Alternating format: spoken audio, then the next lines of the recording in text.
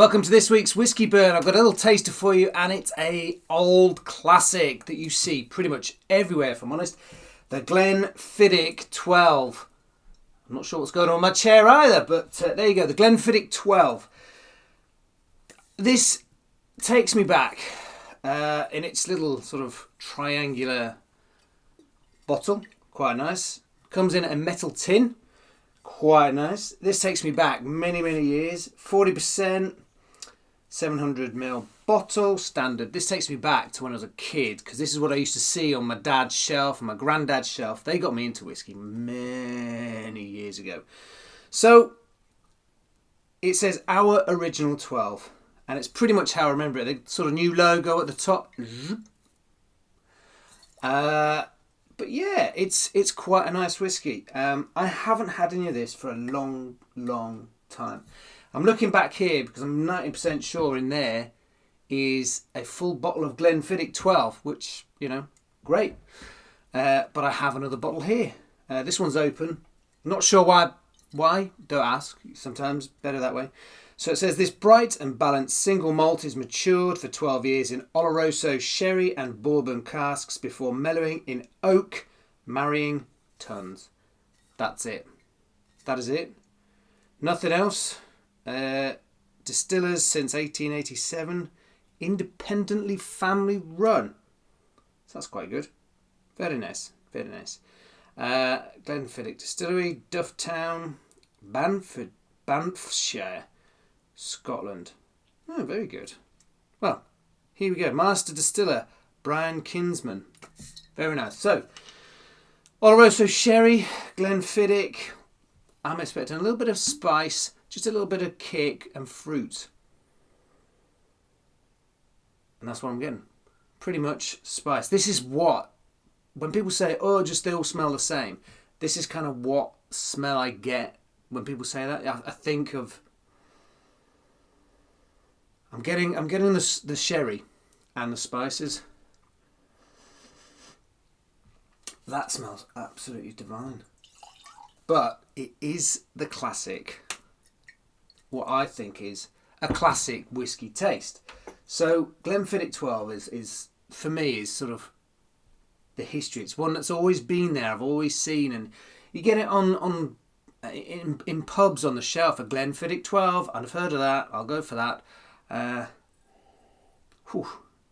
It smells, you know when you get that hit of alcohol when you have like a 48%er or a 50%, it's like sometimes the alcohol can really hit you. I'm getting a kind of a bit of a smell of that. Just going to air that for a bit. So from the bottle I was getting the spices, a bit of the sherry smell on that. Not the sweetness from the bourbon cask though. Don't always get it. Doesn't matter, does it? Excuse me. It's still quite strong. It's a nice bottle though. I like this one.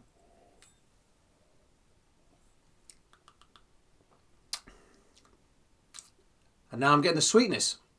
So the bourbon cask is more on the drinking side of it. Back of the throat. I'd say medium to long finish, but it's sweet. So the smell I'm getting is the spice, the sherry, that kind of fruity kick, but the taste is sweet. Now that I like that about a whiskey. You get the different flavours and everything. So I'm going to put some ice in this in a sec, just to see. So that's calmed a bit, which I was expecting from the air. Still getting the sort of the mellow spices. It's sort of mellowed a bit, but then it's been sat in a bottle for a good while.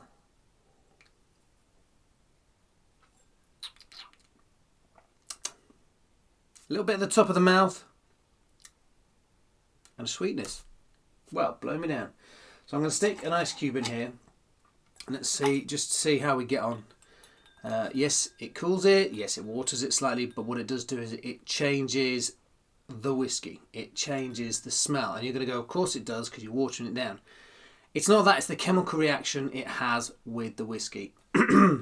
So, let's have a look in here. It's mellowed it, and I can get more fruit, so that sort of the ice cube has taken away the sherry side of it. and the spice side of it, but I'm getting more fruit.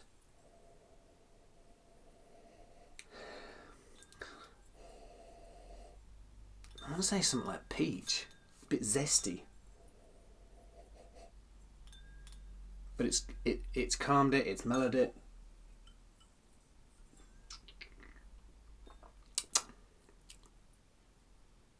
And now I'm getting a sweet and spice kick in the mouth. Don't ever let anyone tell you that putting ice just absolutely ruins the drink. It doesn't. It changes the drink, obviously. But it changes the chemical reaction. It changes how you smell it, what you smell, and changes how you taste it. And you get different or better. So when someone says, oh, don't put ice in it, it's just watering it down. Why? Why would you do that? Because it does change the whiskey itself, which is an amazing thing. So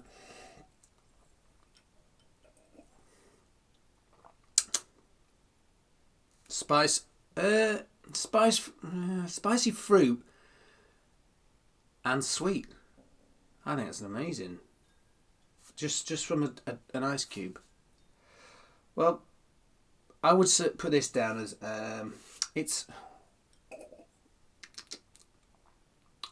short to finish.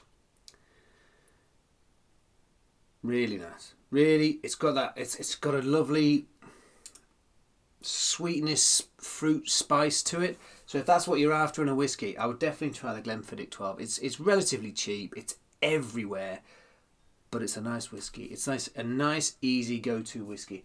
And if I'm honest, I think I prefer it with ice. Yeah.